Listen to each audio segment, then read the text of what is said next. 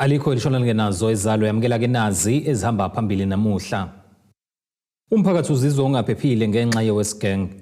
Untuli ubeke eqhulwini eye-GBV nokuthuthukisa umnotho. Kanti injabulo kubhuntsha yokunyuswa kweVAT.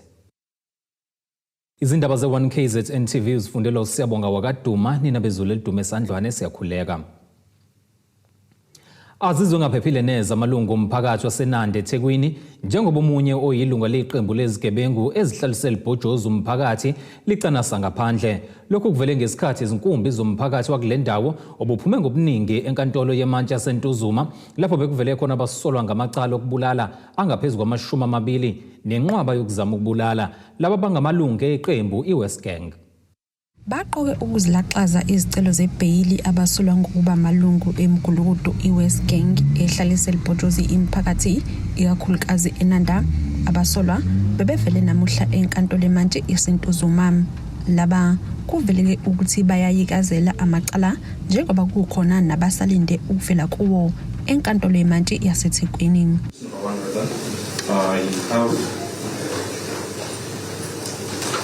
Five pending cases, Your Worship. One is pending at Durban District Court, and 3 is pending at West Court, Your Worship. He is in custody in all these matters. He has not yet applied for bail. He has no previous convictions, no protection orders against his name, and is not out on parole. Moving to the last accused, Your Worship, accused number 4. He has no previous convictions, no pending cases, no protection orders against his name. He is not out of Your Worship. Thank you.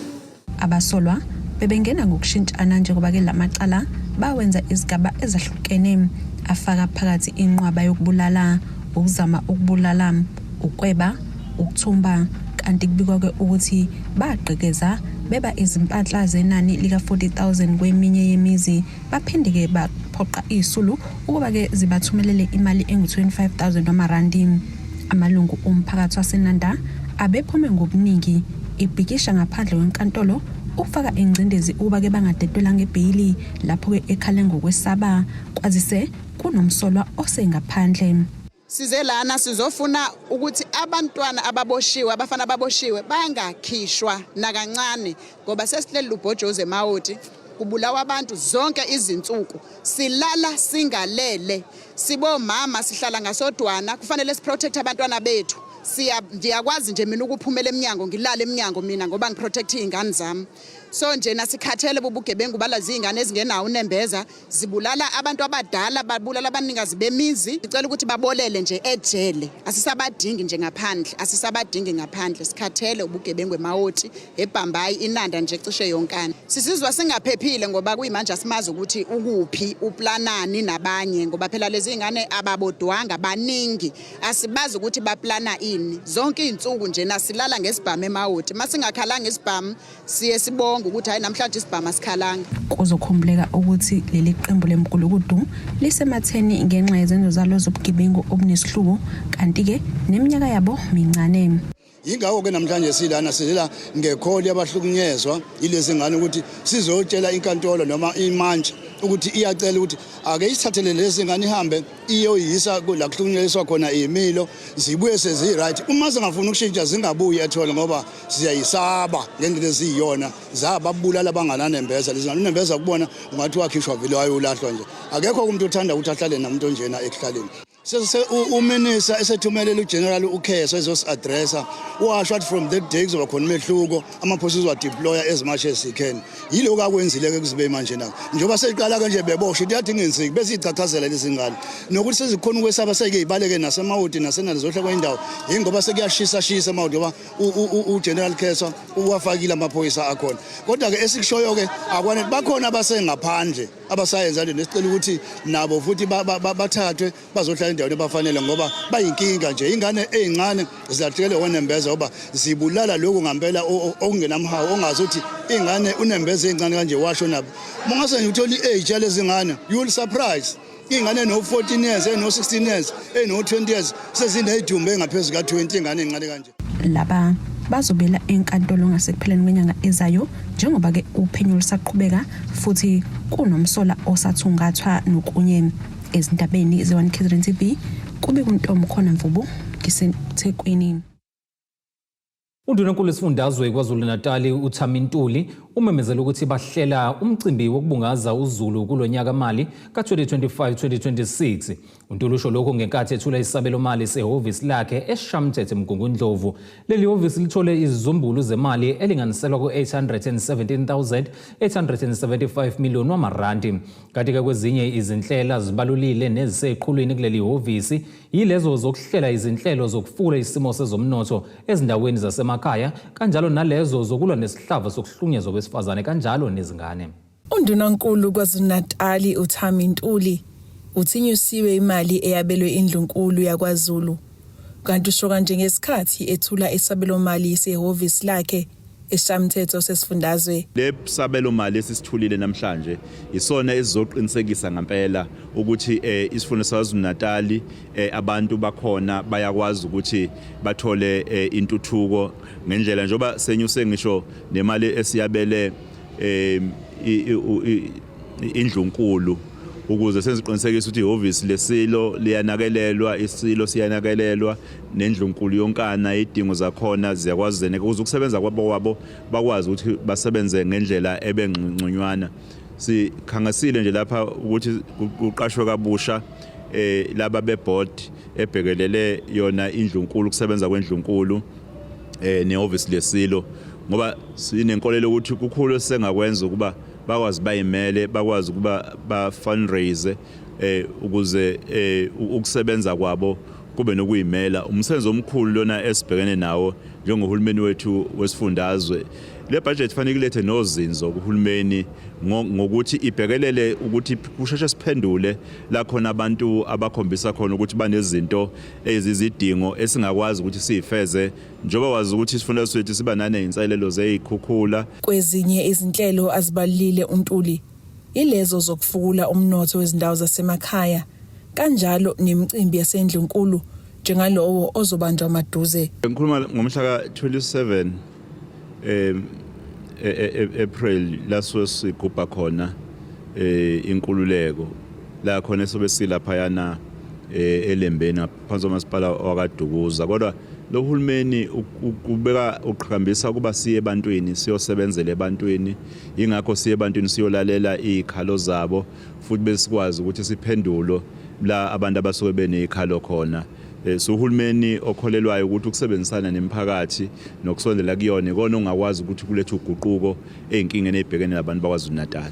uNtuli uthi ukuhlukunyezwa kwabesifazane nezingane kuzobhekwana nakho ngqo. Udaba lolu lokuhlukunyezwa kwabesifazane nezingane le budget izolekelela ukuba lezo nhlelo lezo zikwazi ukukhuthaza imiphakathi yonke ukuba ivumelane ukuthi ufanele silwe nalesi sihlava lesi sisixoshe siphume emphakathini wethu futhi nabantu baza amalungelo abo ukuthi uma uhlukumezeka kufanele ushone kule budget lena kufanele silekelele ngempela basiqinisa imikhankaso yethu njengohulumeni yokuba siqede lesi sihlava lesi sokuhlukunyezwa abantu besifazane nokubulawa kwabo kanye nezingane. Kanti eminye iminyango yahulumeni iyaqhubeka nokuthula ezayo izabelo mali. Ezindabeni ze-1 KZN TV ku-Ayanda Dube ngiseShamthetho eMgungundlovu. Uhulumeni wobumbano phecelezi iGNU usuzogxila ekuqhubekeni ukubuyekezwa kwezinhlelo kwisabelo mali sikaNgqongqoshe wezezimali uInokgodongwane ngenhloso yokuqinisekisa ukuthi ukusetshenziswa kwemali kahulumeni kusebenza kahle. Lokhu ke kuza ngemuva kokuthi kumisiwe ukunyusa kweVAT obekuzoba mhlalulunye kuNhlaba. Lokhu ke kuvele ngesikhathi kunesithangami samaqembu ayingxenye kahulumeni ukubusa ke ngokubambisana iGNU namanye amaqembu aphikisayo. Unobhala jikelele weqembu le-ANC uFikile Mbalula uholeke amaqembu angaphansi kahulumeni obambisana iGNU namanye ke aphikisayo kwisithangami sabezindaba namuhla ekuseni. Lesi sithangami siza ngemuva kokuthi kuNgqongqoshe wezezimali kuleli ememezela ukuthi ke angeke isanyuswa iVAT njengoba bekulindelekile. uMbalula uveze ukuthi ke bachitha ukuthi ke iDA isiveze njengabanqobi kulolu daba njengoba lona kungumsebenzi wonke amaqembu abe yingxenye ezingxoxo ukuqhamuka ke nesixazululo enkingeni yokunyusa kwayo. Lawo maqembu angaphakathi kwiGNU namanye ke angesiyo ingxenye yeGNU. Lezi ngxoxo ke sithatheke amasonto amathathu. Political parties have stood firm and were very clear and they chose the path of engagement. which is what has happened and brought us to where we are today. And I can tell you that in the past 3 weeks, we spent sleepless nights talking about the budget. What can be done, what cannot be done, even before. And in those discussions, the DA featured too. In those discussions, the DA featured too. We talked lastly with everyone last week, including EFF and everyone. We engaged with the DA. We agreed that we are going to have a follow-up this coming week, which started yesterday, to conclude our discussions. We said as the ANC, if we replace 0.5, we must find sources, because for us as the ANC, social spending is important. Teachers must be employed. Health workers must be employed. And then it is important that the SRD, social security net, must be sustained. That's what we said as we engaged with them in those particular discussions. Uthi-ke ukuhlela kwabusha kwe-GNU kulelele-ke kuthina amaqembu akhona ayavumelana yini nezinto noma-ke ngeziphakamiso ezithile, bese egcizelela ukuthi asikho isidingo sokuthi-ke ungqongqoshe wezezimali akhishwe ngoba wenza umsebenzi oncomekayo. We have always said that reconfiguration depends on conduct, and then also depend. If you say that I'm not supporting this thing and I'm in government, it means you're defining yourself outside. The fact that you're still here, we are shocked. So the fact of the matter that you are still here, we are shocked, because you can't support something that you have not been party to. And that has been the issue before us, and we put it across. So if you say to us politically, I won't engage with you on the budget up until these people get out, and then we ask a strategic question: what in the budget you think represent neoliberalism or anything of that sort? That discussion does not arise, because people say these are the terms. Amaqembu-ke kwi-GNU namanye aphikisayo asamukele lesi sinqumo sokumiswa kwekunyuswa kwe-VAT ngo-0.5%. We welcome this development, because initially we had said that the VAT increase was a temporary intervention. It was never meant to be long-term, and the outlook to review was there. And the fact that we have reviewed it even before implementing it speaks to the fact that we have been hard at work. It gives me great pride to say to you today that the VAT increase is gone, thanks to the collective efforts of parties that engage the ANC in total good faith. As you have already heard, when South Africans wake up on the 1st of May 2025, Workers' Day, they will pay the same for their goods and services as the day before. The Good Party welcomes the withdrawal of the 5% of VAT hike, and as a party we have actively and constructively participated in the process of finding a solution. Estabeni ze-1 KZN TV, nginguSamkeliswe Ngqulunga, ngiseRichards Bay. Ake sihlabane nalo ikhefu sihlangabezene ezinye masibuya.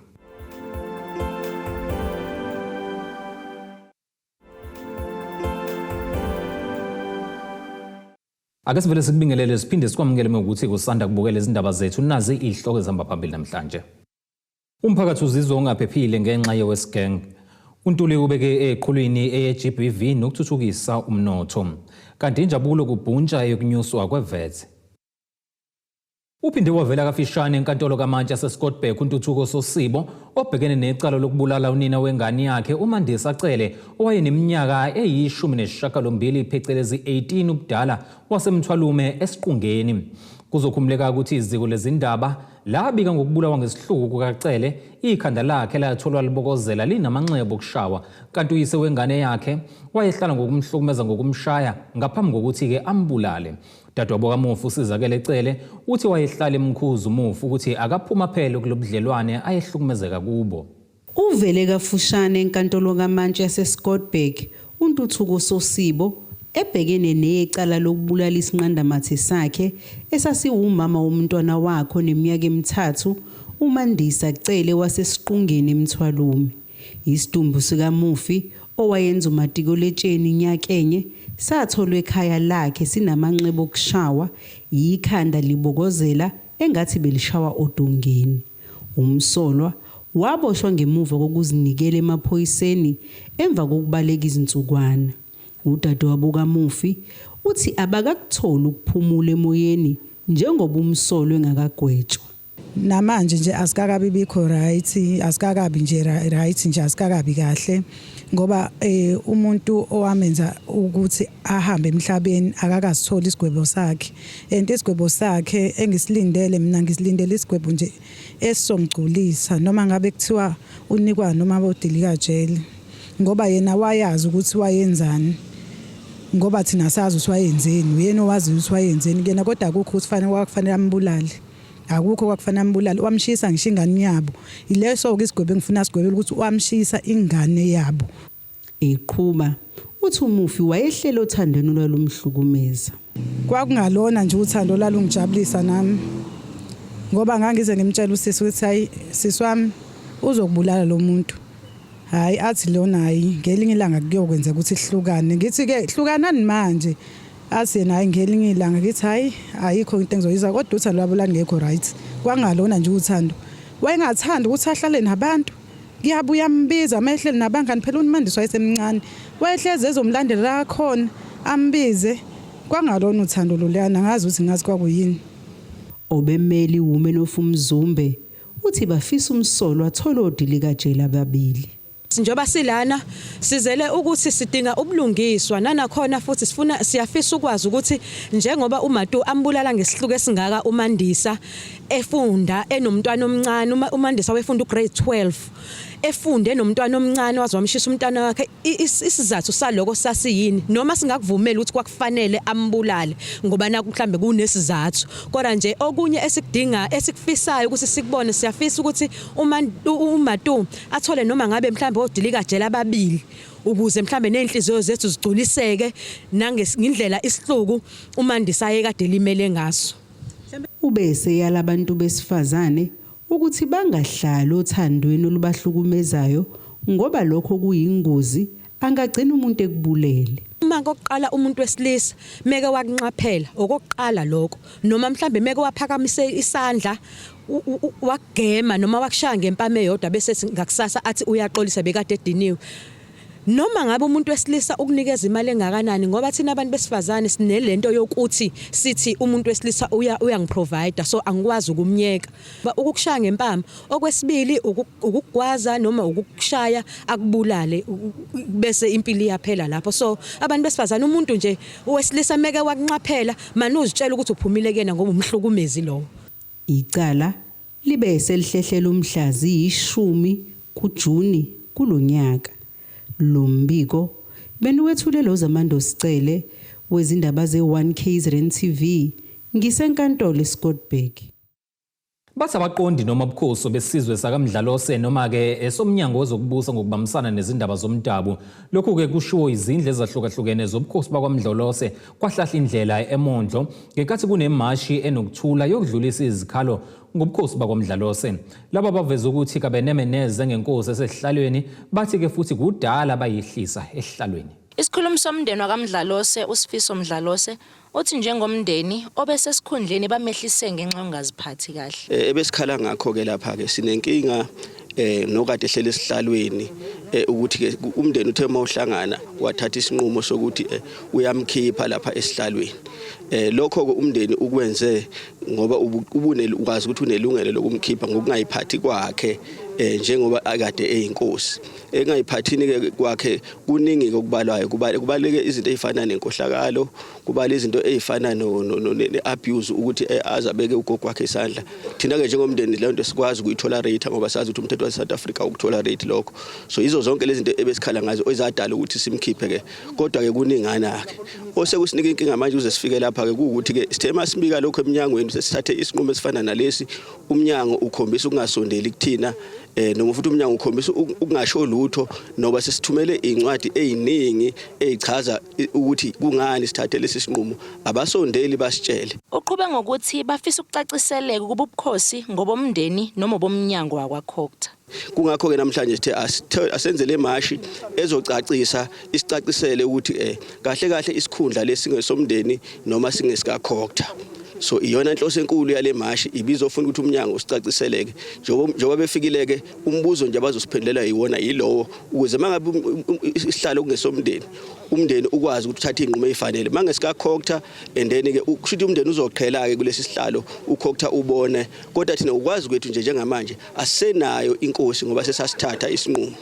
Kanti amalungu omphakathi aveza ukuba akaziphathanga kahle njengoba esexoshe zonke izinduna zakhona. Sikhala ngomzukulu wethu lapha esikhundleni. Akakhulumiseki njengamanje usengena nomkhonto nesikhwili enkantolo. Induna seyikhiphe zonke lezi esithi thina induna izona ezisizayo ukuthatha ama complaint ezigceme ukuxabana kwabantu egcemeni. Zizokukhuluma enkantolo njengamanje uyiseyixoshe zonke induna ezo5 nalezi ekhona akafuni zibe nezwi uthi mayikhuluma athi akafuni uzomphikisa bayiseshila ushilo. Ngakho ke umnyango sicela ukuthi umqhelise lo mfana ngoba sifuna ukuze kufike la angahlathintwe khona ngezandla. Asithandi indawo enjalo ethintana ngezandla. Bikuthobe kadladla ezindabeni ze1KZN TV ngisemondlo. Umasipala eMandeni unikezele ngezitifiketi zekhompyutha kubantu abasha abangasebenzi esundumbili. Lo masipala uthi lena yindlela ozama ukungenelela ngayo ukuhambisana nesikhathi sesimanje manje ikakhulukazi emphakathini esezindaweni zasemakhaya kanye nokuthi ithola amathuba omsebenzi. Intsha engasebenzi kanye namalungu omphakathi iwona ahlomule ngezitifiketi zekhompyutha kulandela koqeqesho lwamahala lokwamasipala eMandeni. Lentsha ithi ayisezukusalela emuva ngolwazi lwesimanje kanti futhi sizokwazi nokuthungatha amathuba omsebenzi. Ikhompyutha ibe usizo olukhulu kumina ukuyifunda kwami ngibona ukuthi izongivulela amathuba amakhulu omsebenzi ngoba esikhathini samanje izinto eziningi sezenziwa ngetechnology nakho sengino AI siziyanda izinto emphakathini ngibona ukuthi ke no masipala la eMandeni wakhona ukuthi usilandele usisko ukuthi uzosixhasa njengabafundi ababeqeda umatric ukuthi kube khona siqhubeka la esikwenzayo empilweni singavele sihlale nje emakhaya.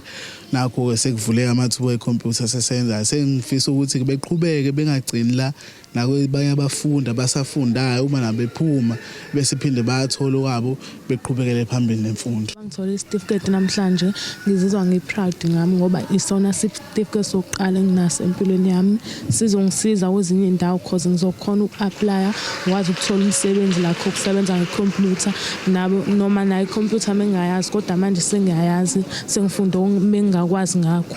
Ngiyabona ukuthi besisalele emuva kakhulu ngoba besingazi ukuthi thina ibaleka kangakanani lento ukuthi sikwi4th industrial revolution njengamanje sisizakele sokwazi ukubuyela naseyinganeni sibatshela ukuthi icomputer ibalekile kahle ngaphandle kwayo ngeke baze bakwazi ukwenza lutho ngoba njengamanje siphila emhlabeni wecomputer. Kuningi ngokufundwe yintsha kulolu hlelo ofaka phakathi nokudingida ngezinto ezihlangabezana nentsha endaweni zasemakhaya. Lo masipala uthi lolu hlelo luzoqhubeka nayo ezinye izindawo ezingaphansi kwalo masipala. Mandeni municipality ngicabanga ukuthi namhlanje njengoba isendova certificate zekhompyutha bese inika abantu abangakaze bayithola ikhompyutha abafundiswa umasipala. Umasipala beyenza le program yenza mahala ebafundisa mahala ukuthi bathole ukuthi bazi ngecomputer ngoba izimo zanamhlanje sezenziwa ngecomputer ku-apply ngecomputer izingane zethu zisebenzisa icomputer so i-IT baleke kakhulu. So siyazi ukuthi ngesikhathi esedlule nasangobandlululo abantu bakithi abamnyama bebencishiwe amathuba ukuthi basondelane babe ku-access ekuthenini bathole icomputer nezikole zasemakhaya othola ukuthi abangeni kuma programs ecomputer. So umasipala kwaseMandeni sithatheke leyo opportunity ukuthi asifundise abantu bakithi akuyona iprogram yokuqala yenza nje iminyaka yonke. So namhlanje ke beso hand over certificate kwabaqedile i-course abebeyenza ye-computer. So izosilekelela kakhulu namanye ama programs abenziwa abantwana befundisa benza ama ballroom dance benza nama drama ama speech and drama la bebekhuluma khona ngezinto ehlangabezana nabantu abancane ekuhlaleni njengama social ills ama drug abuse human trafficking and I was very impressed ngendlela abayipresente ngayo. Sibonge kakhulu nakothisha. So siyabonga kakhulu kakhulu so abantu abasha njengamanje bahlomulile kakhulu ngalolu hlelo lama-computer lapha kumasipala wakithi eMandeni ebesiwenza mahhala. Lo masipala ngalolu hlelo lokuqeqesha intsha engasebenzi ngezifundo zekhompyutha ulwenza ke ukuze kikwazi ukuthungatha amathuba omsebenzi. Ezindabeni ze1 KZN TV kuba inkosi enhle Mthembu eMandeni. Kuleli qophela ke sihlabena nali ikhefu ingosi ezomnotho yalandela.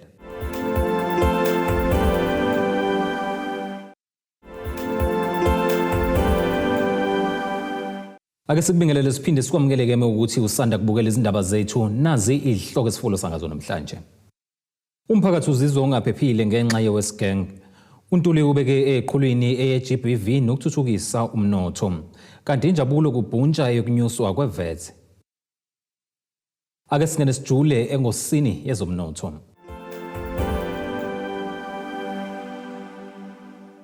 Irandi lakuleli u-18.67 maliqhathaniswa nedola laseMelika libe u-24.78 maliqhathaniswa nopondo waseBrithani libeke u-21.19 maliqhathaniswa ne-euro lase-Europe. Igolide ke lona lingu-$3,318.14 i-ounce kuthi uwoyela ongahluziwe ube u-$66.12 umphongolo. Ake sikubhekele ngosini yezemidlalo. Iqembu eligijima esigabeni seMotsepe Foundation Championship iDurban City FC licacisa ngokuqhubeka nomdlalo walo nePretoria Collies ozoba ke ngolesihlanu eChatsworth Stadium. Lokho kuza ngemumva kwesigameko esashiya abaningi beshaqekile sokushona komdlali waleli iqembu uSinamandla Zondi obeneminyaka engama-22 ubudala ngekathi bebhekene neMilford FC. Abadlali baleli iqembu kanye nabaqeqeshi kuvela ukuthi ke baqoke ukuqhubeka nomdlalo ngenhloso yokuhlonipha lo mdlali obesemncane odlule emhlabeni. Ake sikubhekelene nasi isimo sezulu esingalindeleka.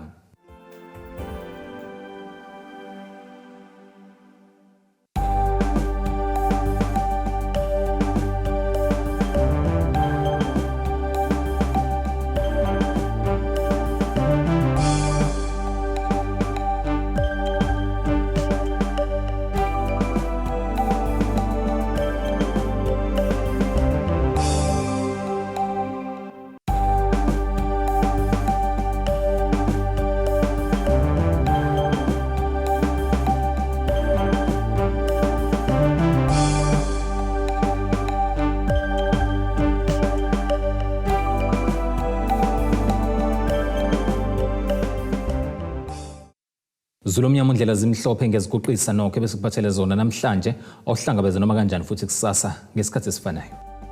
Abethuli bethu bezindaba baxhaswe iThulis Bayview Bridal. Ungabashayela kulezi zinombolo ezivelile.